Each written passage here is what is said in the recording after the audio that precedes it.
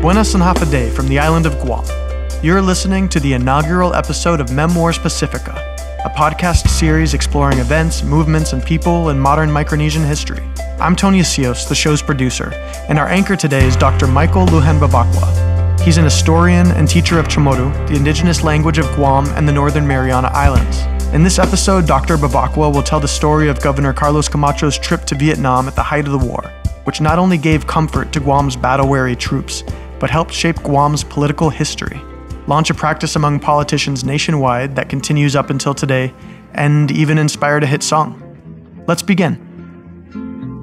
More and more fighting sons have died for peace, freedom, courage, and pride. Forever they will roam in the eyes of their people here at home. In the eyes here at home. In memorial, I sing to you. I bow my head and salute you too. My native brothers, you've died in Vietnam, but heroes you are here in Guam. You're fighting sons from Guam. Christmas in Vietnam, 1969. Another violent year comes to an end. America's involvement in the conflict is at its peak. U.S. troops face fierce opposition from the Viet Cong. February brought the Second Tet Offensive. In April, the number of U.S. casualties for the conflict surpassed the total for the entire Korean War more than a decade earlier. At home, public opinion continues to turn against the war. Spread out among these troops from places like New York, Texas, and California were hundreds of soldiers hailing from a lesser-known part of the United States, the western Pacific island of Guam, a 212-square-mile U.S. territory located about halfway between Japan and Australia. While Guam has a history of colonial rule going back to the 16th century, the region's CHamoru people have lived there for roughly 3,500 years. While many American troops from colder climates were surely nostalgic for a white Christmas, the lack of snow didn't bother the CHamoru soldiers. For some, Vietnam's dense, humid jungles and its agrarian lifestyle reminded them of their island home. But despite the familiar climate, the dangers they faced were new and frightening. They served across all branches of the U.S. military. Some enlisted, while many more were drafted. And while they fought in bloody battles 2,500 miles from home to supposedly defend democracy in South Vietnam, the people of Guam were being denied it. Despite being granted U.S. citizenship in 1950, the people of Guam could not and still cannot vote for President of the United States or send a voting representative to the U.S. Congress. In 1969, the governor of the island was not democratically elected, but appointed by the U.S. President. It is in this historical moment that Carlos Camacho, who was appointed governor of Guam by President Richard Nixon, decided to visit the troops he represented in Vietnam. Camacho came of age during the brutal Japanese occupation of Guam during World War II. He was liberated by invading U.S. forces in 1944, only to fall back under the direct control of the American military for several years. During the 1950s and 60s, Guam watched much of the world transformed through decolonization, as it remained a territory. As an emerging political leader, Camacho looked for ways to advance Guam's causes from the constraints imposed by its political status. Despite being appointed governor, Camacho continued to push for Guam to have greater self-governance. He also worked to reduce U.S. federal and military interference in local affairs. The ability and the right to choose your own leaders through popular election was the first step towards greater self-governance. That's Mary Camacho Torres, who followed her father into a career in politics and currently serves as a senator in the 36th Guam legislature. Modernization was coming. To be able to choose your own governor, have your own governor set the agenda for the island, for what the island would be generations down the road, was critical. But the United States government was not especially concerned with decolonizing Guam. In fact, with one-third of the island used to support U.S. military facilities and operations, Guam played a key role in the U.S. military's execution of the war in Vietnam. And with Guam providing perhaps the highest levels of enlistment per capita of any U.S. state or territory, the war's impacts were felt there in numerous ways. James Brooks, who worked as the governor's legal counsel, recalls a common street scene. And in those days, we used to see the trucks go rolling by, bombers, bombs and bombs and bombs, trucks and trucks and trucks of nothing but bombs going up to Anderson Air Force Base. Each week would bring more news of injuries and deaths among the Guam boys, as they were collectively called back home. Many of our boys were being killed in action in Vietnam. That was Eddie Duenas, who served as Governor Camacho's press secretary. At any given time during the Vietnam War, you find about 500 CHamoru fighting men there. So that's a lot, In the end, I think we lost about 73 Guam soldiers in Vietnam. And that's the highest per capita in the nation. With so many local families worried and suffering, Governor Camacho debated what he could do to help. And the governor was very sympathetic about it, very moved about it. And he wanted to do something for the people back home, for the family especially. So he said, why don't we go and visit our troops in Vietnam? So that was how the plan was hatched. Coordination began at once between the governor's office, the U.S. State Department, and the Department of Defense. A 5-day trip was scheduled to occur right before Christmas of that year. In the weeks leading up, the families of soldiers and community groups prepared messages and boxes upon boxes of gifts. Much of the work took place at Government House, where Guam's governor traditionally takes up residence during their tenure. And so we call him the family up to the Government House, and we take a videotape message for them, for Christmas message. In addition for that, we told the family that the governor would be more than happy to take a Christmas packages for the troops, for the loved ones in Vietnam. And that's what we did. So I think we wound up having about almost 6,000 pounds of Christmas packages for the troops. As the governor's daughter, Mary Camacho Torres lived at Government House, which gave her a front row seat to the action. So Government House was an amazing place. For about 2 weeks, there were people coming in and out. People recording messages, items being sorted and stacked and all of that. So it was all abuzz with activity. So I knew something was going on. But it was also very profound for me as a child because while it was exciting because it was, teams of people with cameras and recorders and all of that, there was just a great deal of emotion. We were watching people breaking down, trying to compose themselves so that they could deliver messages to their people. So even as a kid, I knew that this was something big, but it wasn't something necessarily happy. There was something so gripping about that. And I understand now what it was because these were people who at that time had no access to them. There was nothing that would allow them, probably not even phone calls in, that would allow them to connect to their loved ones. So this was like their one opportunity to show their face, even show children that maybe were born while they were out in Vietnam. Torres recalls how worried her own family was for her father's safety. He did explain to us days before he was departing for Vietnam that he was going. He said to the kids, I'm going on this trip, as you know, and I'm going to be away, and it might be very dangerous, and there's a chance that I might not come back. I didn't know what that meant.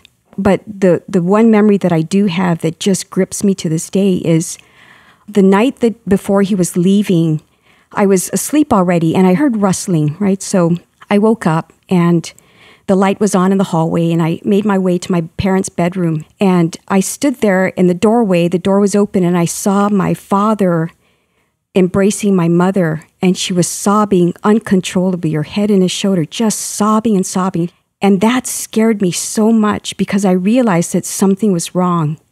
And I didn't interrupt them, but I just remember going back into my room and crying. And I thought, what's going on? What does this mean? On December 18, Governor Camacho headed to Vietnam. He was joined by a small group, including his press secretary and legal counsel. From the moment they arrived, they were reminded of the dangers the trip posed. We landed at 12 noon at Saigon, Tan Son Nhut Air Force Base. And the thing that really strikes me about that arrival is that when we were alighting and I looked around, I saw smoke around the airport. So I inquired, said, what's that? Tan Son Nhut just got hit last night by rockets. So there was smoke. But Governor Camacho's focus was solely on the boys from Guam. He was determined to meet as many as possible, to deliver messages from their families, and bring a bit of CHamoru joy to their Christmas. Well, we landed in Saigon, and then from there we proceeded up to Long Binh, And then from Long Bean, we proceeded up to Benua. From Benua, we proceeded up to Pleiku. And then from Pleiku, we proceeded up north to Dang. And then down to Nha Trang. And then Cam Ranh Bay. Flew from Saigon up to Pleiku just to wish his sons there Merry Christmas to Da Nang, Nha Trang, Long Bean and Vanuatu. Half a day, how are you, Cam Ranh Bay? Merry Christmas to you. Here again is James Brooks. The military in Vietnam went above and beyond to accommodate our visit to the troops. They took us everywhere and saw to it that CHamoru soldiers would be able to see their governor in the outermost fringes of that then war-torn nation. We traveled down to the Mekong Delta, to Kanto. We were only able to visit one troop down there, but we did make the trip. The governor said, no, we go, regardless whether one or many. So we did. With the war increasingly unpopular in the United States, the military saw this trip as a potential public relations boon, a way to show that the men and mission still had some support from political leaders. Connecting troops from Guam to their visiting governor became a high priority. Army Captain Jose Leon Guerrero was given such a responsibility. I was called into my commander's office, and he asked me, do you know Governor Carlos? I said, well, I don't know him personally, but he graduated from the same university I did. I said, well, he's coming to visit you. We're assigning you as his escort officer for the command. That's for Cam Ranh Support Command. So when he was in Cam Ranh, I would coordinate his visits. So I would go out and implore the captains, the company commanders, I want you to take a survey of all your people, anybody that claims Guam as his home, to notify them that the governor of Guam is coming for a visit, and you're to extend the maximum opportunity for them to be available if they so wish. Wherever the governor's entourage went, they found Guam boys, and for a few hours they would gather to celebrate the holidays and be reminded of home. I remember Buck Cruz. He was way out in no man's land, and he organized a group of CHamoros to come together, and he was able to talk to other company and regimental leaders and get them to alert their troops that Governor Camacho would be at this certain location. And we flew in on a helicopter and got down with the presents for these guys and just had a wonderful time. We had several barbecues out in the boonies. Unsurprisingly, the presence of CHamoru food at remote bases was as exciting for the soldiers as were the visiting VIPs. Definitely ribs and chicken were barbecued. The troops would do the barbecuing, and we would all sit down and enjoy it. And they'd make the red rice, the finadini, everything was just like home. Fiesta. Everywhere we go, we're at CHamoru Fiesta, and everybody was singing and laughing and enjoying themselves. So the governor was very pleased, that at least for a brief moment, we took the man of the war for them to enjoy the Christmas spirit and then the message from back home. He was very much into laughing with the guys, talking with them, speaking CHamoru. He was very fluent. He and the troops were able to converse in their own language, and he seemed to have no reserve when it came to being out in the field with the Marines and with the soldiers that were stationed there. I recall how amazed the non-CHamoru troops were. They would see this barbecue party being established, and they would, wow, why doesn't somebody do that for us?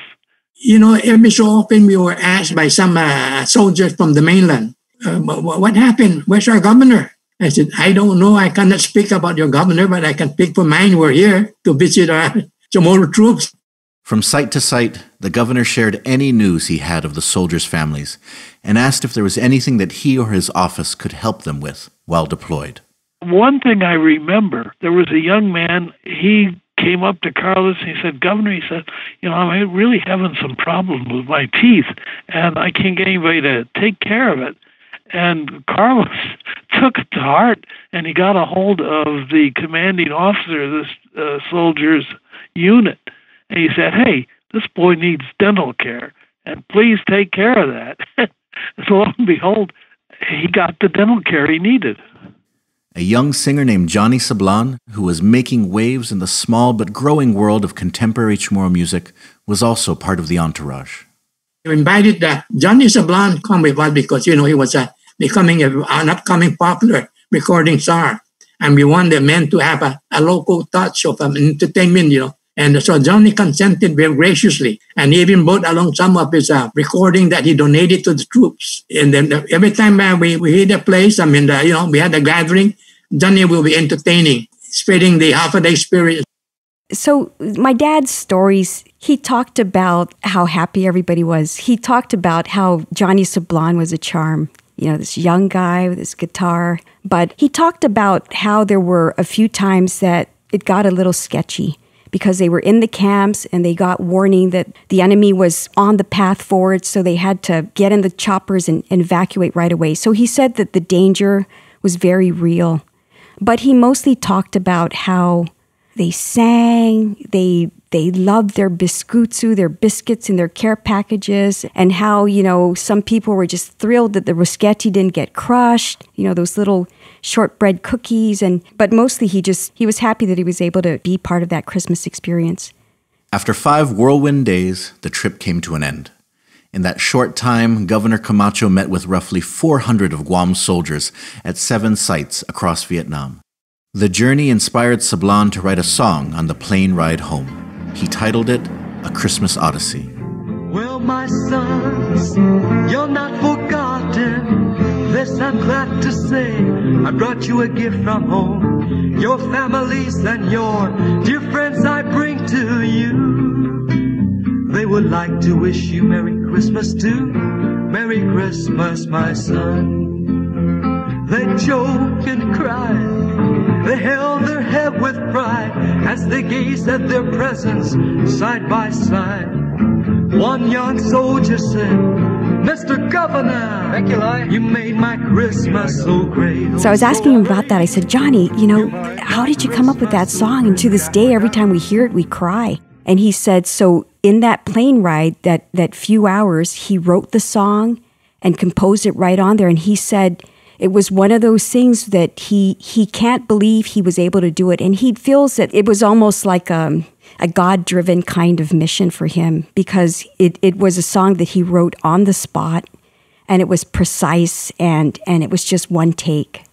Over 5 decades later, many soldiers and their families still recall the governor's trip with gratitude, says Senator Mary Torres. My brothers and I, that's a common thing that we talk about. Oh, we saw, Mr. Baza, and he mentioned that he was in Da Nang, and he met Dad. And what's amazing to me is that they always thank me. Sizuas Maasi, we love your dad. They always say that, and it's just like, thank you. So it was a story that I think is unique to Guam, and I think it's a story that every Vietnam vet carries with them in their heart, just how much it meant to them at the time. So I always make it a point when I see a Vietnam vet who is recognizable by a cap or something to say hello and to thank them too. Governor Camacho's trip to Vietnam was a big success, prompting other governors to follow suit. We got some good press out of that, frankly, in the States. They all ran stories about this governor of Guam who had decided to go see his soldiers. So probably people in other gubernatorial offices thought, well, that's not a bad idea. And a lot of governors came after him, but he was the first to go over there, and he wanted to go over there because he thought he could bring the troops some memories from home, and he did. In 1970, after centuries of colonial rule, the people of Guam were finally allowed to elect their own chief executive to govern the island. The race was hotly contested. Camacho was the only Republican candidate, while 3 Democrats entered the primary seeking to challenge him. But some politicos on Guam felt Camacho's Christmas Odyssey in Vietnam gave him a unique advantage over the other candidates. What Carlos did in Vietnam in 1969 had an impact on the election. It made people see him as a leader who cared about the people of Guam. A person who wasn't afraid to put his own neck out on the line if it would help the troops in the field. And so, yeah, there was definitely a carryover effect. Remember, lots of the people who were drafted served 2 years and got out and came home. Those guys who had met Carlos in Vietnam were definitely supporting him in the election.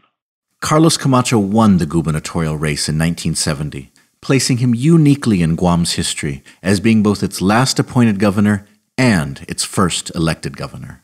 I would like people to remember that my father was the governor that ushered Guam into the modern era. Governor Camacho would return to Vietnam twice more to visit Guam's troops while in office. He passed away in 1979. In 2019, Senator Torres passed a resolution through the Guam legislature commemorating 50 years since the implementation of the Guam Elective Governor Act. It honored all those, including her father, who had worked to define Guam as more than just a military outpost, and who took risks to find ways for the island to meet its needs and determine its own destiny, despite the restrictions of being a U.S. territory. In so many ways, that struggle continues. Now I must say adios to you soldiers of Guam. Just remember, we're proud of you, my son. A short adieu, we'll always be thinking of you. Just come back home, my son. Just come back home, my son. He went to Vietnam to seek his fighting sons, to wish them well, the soldiers of Guam. Call out their names all over Vietnam, saying, I want to see my sons of Guam. I want to see my sons of Guam. He's a man of distinction, a man with a mission, with no intervention to stop his intention. He's a soldier of Guam. He's a soldier of Guam. That concludes the first ever episode of Memoirs Pasifika. Thanks for listening, and we hope you'll subscribe to the podcast and share it with friends. Our goal is to release a new episode every month, along with archival photos, videos, and newspaper clippings online to help tell each story a little better. So definitely follow Memoirs Pasifika on social media as well. But history is a dialogue, so we invite you to comment and share on our social media pages anything that might add value and knowledge to a story we've covered. That could be relevant pictures from a family photo album, old home video footage, a story grandma told you, postcards, letters, or even scanned diary entries. We look forward to seeing and reading your memories of Micronesia. Until next time, sainamase and take care. Memoirs Pasifika is supported through grants from Humanities Guam, the Northern Marianas Humanities Council, the Guam Council on the Arts and Humanities, and the National Endowment for the Humanities.